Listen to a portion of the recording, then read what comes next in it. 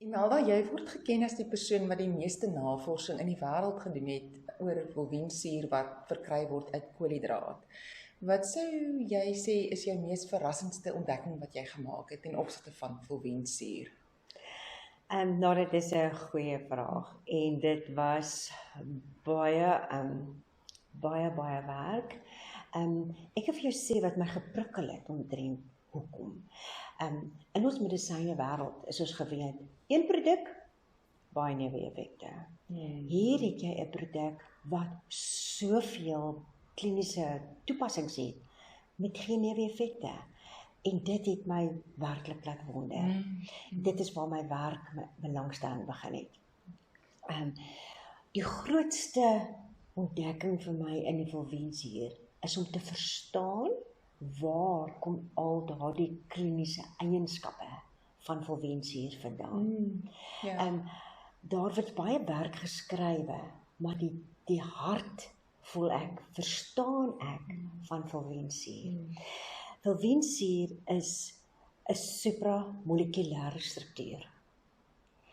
En die hart daarvan is soos 24 amper sê ek as die boustene, wat verbind is met mekaar met intermolekulêre kragte. So hy kan amper apart funksioneer, maar ook as 'n eenheid. En ek dink dit is wat hom werklik uniek maak. Soos in die liggaam kan hulle amper opbreek, verskillend funksioneer en weer herstruktureer.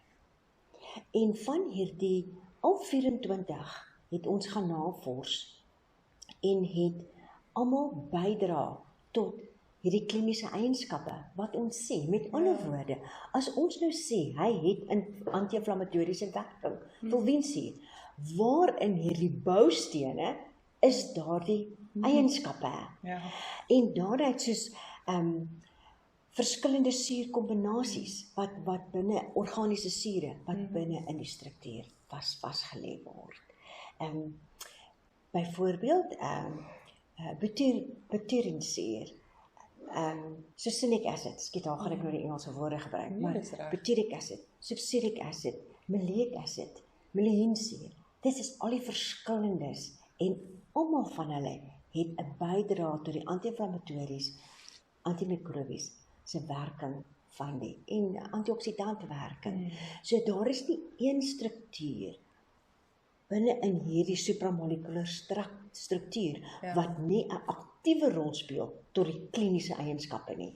Want as hy daar was, kon ons hom nie gebruik het nie, want dan is hy, soos ons sal sê, hy is oneffektief, hy lê daar net rond en moet verwyder geword het in die medisynewêreld, wat nie nou nodig is nie. En daarom kan ons met soveel vrymoedigheid sê, dis 'n absolute suiwer produk.